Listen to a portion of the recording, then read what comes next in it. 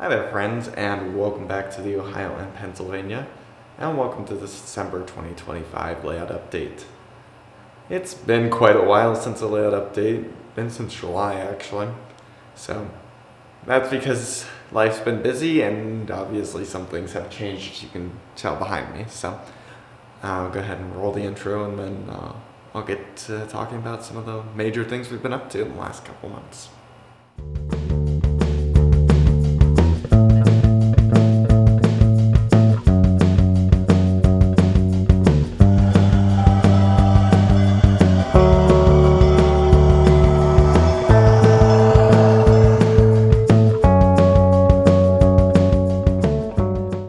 Well, hello there, friends, and welcome back. So, as I was saying there in the intro, there's a lot of big things. So, first of all, I'm going to talk about the elephant in the room, literally here.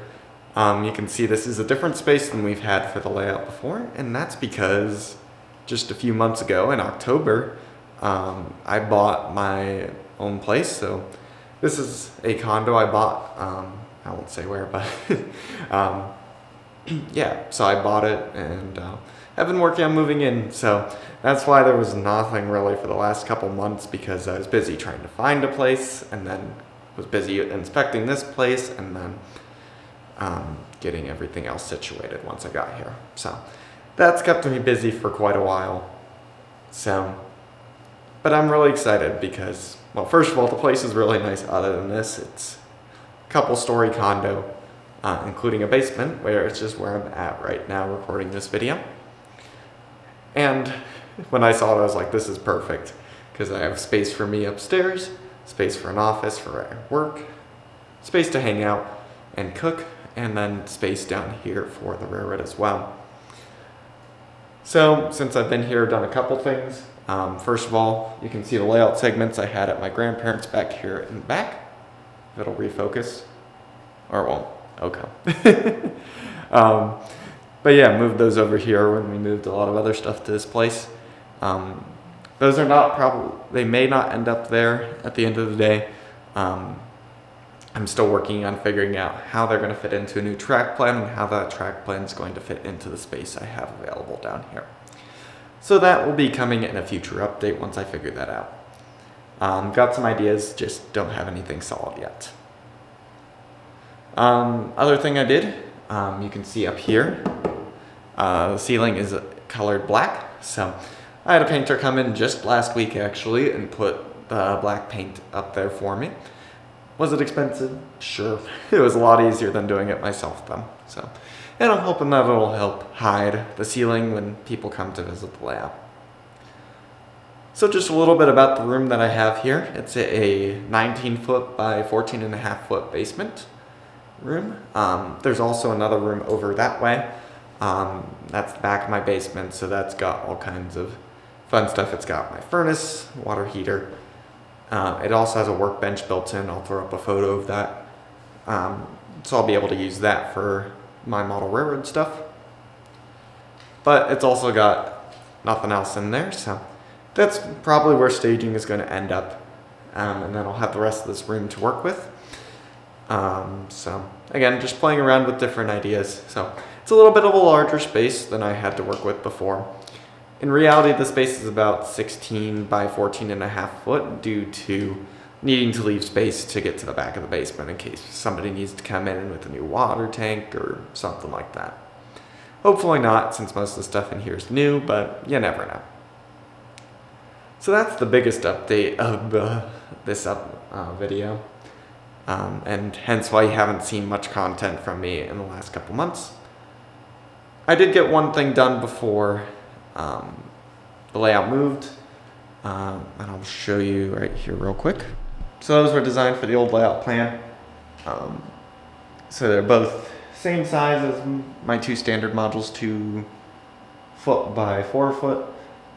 They were designed to interface on the back of these modules with that height extender, so they'll be at 48 inches. And then we're designed to have a height of 44 to allow scenery to happen. Now will I actually use those for that? I don't know now. It may be changed based on how the layout plan goes, but at this point I don't really know. So that's the one other big layout related thing I did. But there was more updates as well. So other than the layout, I've also been working on other aspects of the concept for the Ohio and Pennsylvania. So in September, I went to the Colorado RPM and also the freelance forum. Video for that will be coming eventually, probably once I finish up my NMRA National video series. If you haven't seen that yet, you can go check that out. That will be linked up here, hopefully, on this side.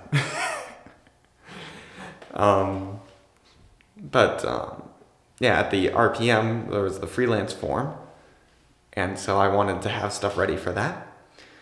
So I created the first rolling stock to wear the Ohio and Pennsylvania scheme, and the first locomotive to wear the Ohio and Pennsylvania scheme.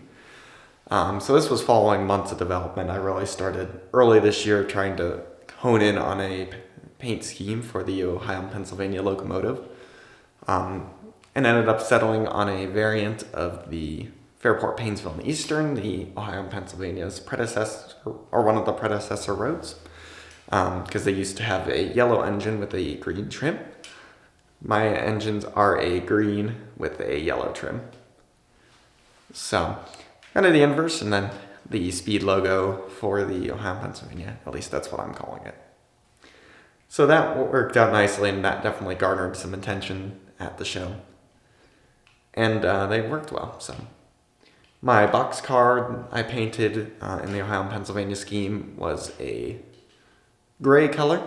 I just decided modern railroads usually use plain colors for boxcars. We're seeing a little bit more variety these days, but most are still pretty plain. So I was like, well, light gray seems like a nice color for a modern boxcar. So that's what I ended up deciding to go with. So, and then the final pieces of equipment I did were my 2 business cars. I hadn't anticipated on doing those so early in this development cycle, but since they were having the business car special, which unfortunately my cars didn't end up on due to some miscommunications, but they still got painted, so we've got 2 business cars. And I took, again, the same general color palette to color those, and I think they turned out really well. So, yeah, I think I'm really happy with how the first things turned out. There's going to be a little bit of delay before I get anything else, as I'm just kind of figuring out. I was borrowing my railroad friend's paint booth for a couple months, and now I want to help out with other aspects of his layout, so I'm hoping here in the next couple months to get my own airbrush or such, and then move on from there. So you won't see anything for a little bit, but hopefully sometime next year I should be starting to churn out some new paint schemes. But for now, you can check out these clips I took on my friend Mike's layout of my locomotive and some of the cars I have. I'll follow up with you in a little bit.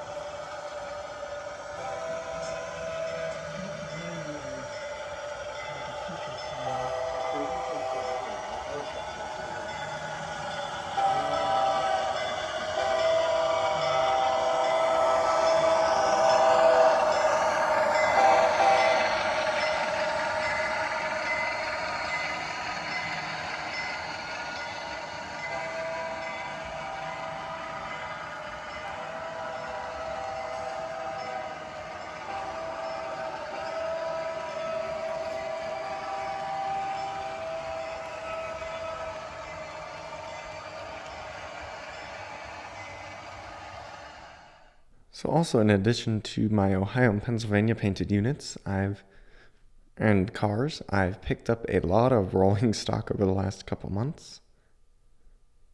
So, start about 20 pieces. So this is not all of it, just a representative sample. I can't speak. So here's some items I picked up at the National Train Show in July in Novi, Michigan.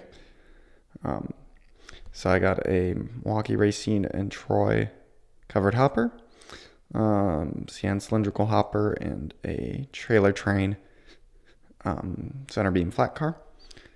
Got another center beam flat car, as well as a few other assorted items from that show, as well as other stuff. A video will be coming out about that in a little while, so keep an eye out for that. So those were pretty good. Again, you'll see I've strengthened my rolling stock roster a lot recently. So here's my next acquisition set. These were 3 scale trains, 60-foot high cube box cars. So one original NS paint, and then one for Union Pacific, and one for GATX. Both based on modern designs that I have seen a lot more of lately. So again, my own box car and my fleet's modeled off of these like monotone colored cars, just painted gray instead of one of these colors. In addition, I added my so that was my first Norfolk Southern car, first Union Pacific car. And here's my first BNSF car on the layout, AccuRail kit. With that, I also bought some AccuRail kits for the Ohio and Pennsylvania, which you saw one of in the video. And I also received some CSX 2-bay covered hoppers, but they haven't been assembled yet. So those were just assorted ones I received throughout August and September. And then later in September, with the freelance form and into early October, I made some more purchases at the Berea Train Show. So these 3 cars here are the ones I bought at the freelance form. You can see one there I bought because Home Shops was having a deal on cars for that Canadian Atlantic Railway. But I also bought the Seaboard Central car because I saw it at Spring Creek Model Trains and I didn't realize they were still available. And I'd always kind of wanted one, so now I've got one. And I've also got a Berwick Appliance box car from Exact Rail. They were on sale for a good price, so I figured I couldn't pass it up. Yeah. And 2 from the Berea Train Show, among others that I bought, was this 42-foot steel coil car, and this 13,000-gallon tank car. Also got a couple box cars there, not too many. Some center beam flat cars for a really reasonable price, and a couple other things. In addition to the cars that are down here, locomotive purchases and arrivals have been pretty barren the last couple months, but recently there was a sale, so I bought 2 locomotives from Midwest Model Railroad. I bought a Dash 840C in CN paint, and so that will be eventually stripped and repainted into Ohio and Pennsylvania scheme. And then the other one is a M420W Alco locomotive / MLW. And that will be used for the Ashtabula, Carson, and Jesperson, which is a small short line in real life, but in my universe it has expanded to about 50 miles by purchasing an ex-Ohio and Pennsylvania line operating an ex-Ohio and Pennsylvania line that the state of Ohio purchased. So that will also be stripped and repainted in the AC&J paint scheme. So, and then last but not least, I've been working on upgrading an Amtrak P42 to DCC and sound with a recent purchase from Scale Sound Systems. So that's getting there. Just have to install a speaker and then it will be done. So yeah, that's been pretty good. So not too many locomotives, but a lot of cars over the last couple months for the Ohio and Pennsylvania.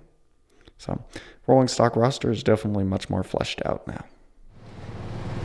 Well, friends, that wraps up my update for December 2025 for the Ohio and Pennsylvania. Sorry that it took so long to get another update out on the layout. Again, I was just really busy with buying this place, moving in, and then all the actions associated with that. Plus this year I get pretty busy with holiday stuff as well. So hopefully in 2026 things will calm down a little bit for the first couple months and I can get out more regular updates as I start to refine the shape of what the Ohio and Pennsylvania will be here in the next couple months.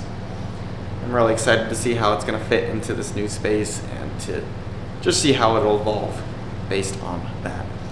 I'm pretty excited with some of the trial track plans I've come up with and really looking forward to you guys seeing that as well. So with that, I'm going to wish you guys a Merry Christmas and a Happy New Year, and I will see you guys in 2026. Bye, friends.